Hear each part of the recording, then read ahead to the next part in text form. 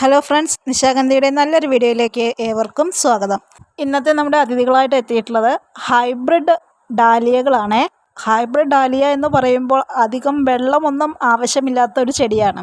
Hybrid ഇനങ്ങളുടെ എല്ലാറ്റിൻ്റെയും പ്രത്യേകത എന്ന് പറയുന്നത് നല്ല നീർവാർച്ചയുള്ള മണ്ണും കൂടാതെ ഇടയ്ക്കിടയ്ക്കുള്ള നനയുമാണ് അത്യാവശ്യമായിട്ട് വരുന്നത്.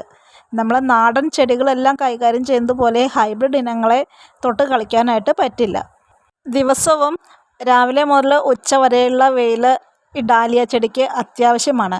അത്യാവശ്യം നല്ല രീതിയിലുള്ള വെയിൽ കിട്ടിയാലാണ് ഈ ചെടിയിൽ നിറയെ പൂക്കൾ വരികയുള്ളൂ.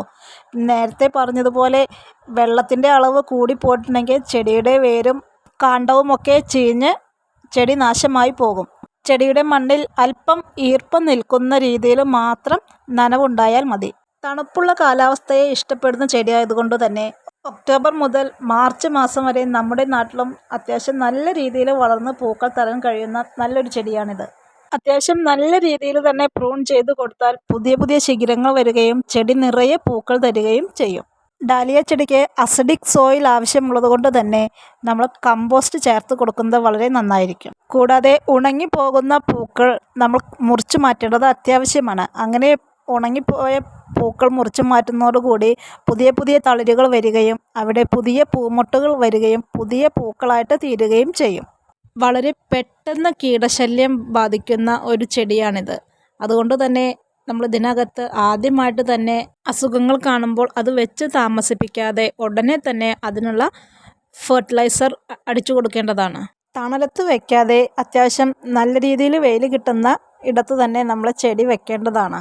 ചെടിയിൽ വെള്ളം ഒഴിക്കുമ്പോൾ ചെടിയുടെ പൂമൊട്ടിലോ പൂവിലോ ഇലകളിലോ ഒന്നും വെള്ളം വീഴാതെ ചുവട്ടിൽ മാത്രം വെള്ളം ഒഴിച്ചു കൊടുത്താൽ മതി. അത് ഡാലിയയുടെ മാത്രമല്ല, ഹൈബ്രിഡ് ഇനത്തിൽപ്പെട്ട എല്ലാ ചെടികളിലും ശ്രദ്ധിക്കേണ്ട ഒരു പ്രധാന കാര്യം തന്നെയാണിത്. പൂക്കളിലും പൂമൊട്ടുകളിലും ഇലകളിലൊക്കെ വെള്ളം വീഴുകയാണെങ്കിൽ ഫംഗൽ ഇൻഫെക്ഷൻ വന്ന് നമ്മുടെ ചെടി പെട്ടെന്ന് തന്നെ നശിച്ചു പോവുകയും ചെയ്യും കേട്ടോ.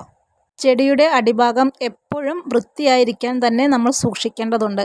കൂടാതെ ജൈവവളമാണ് ഏറ്റവും കൂടുതൽ നല്ലത്. ഇത്തരം കാര്യങ്ങളെല്ലാം ശ്രദ്ധിക്കുകയാണെങ്കിൽ നമ്മുടെ വീട്ടിലും ഇതേപോലെ നല്ല മനോഹരമായ ഡാലിയ ചെടികൾ ഉണ്ടാക്കിയെടുക്കാനായിട്ട് കഴിയും. ഇന്നത്തെ വീഡിയോ ഡാലിയയെ സ്നേഹിക്കുന്ന എല്ലാ പ്രേക്ഷകർക്കും ഇഷ്ടപ്പെട്ടു എന്ന് കരുതുന്നു. മറ്റ് നല്ലൊരു വീഡിയോയുമായി നമുക്ക് വീണ്ടും കാണാം. Okay, by.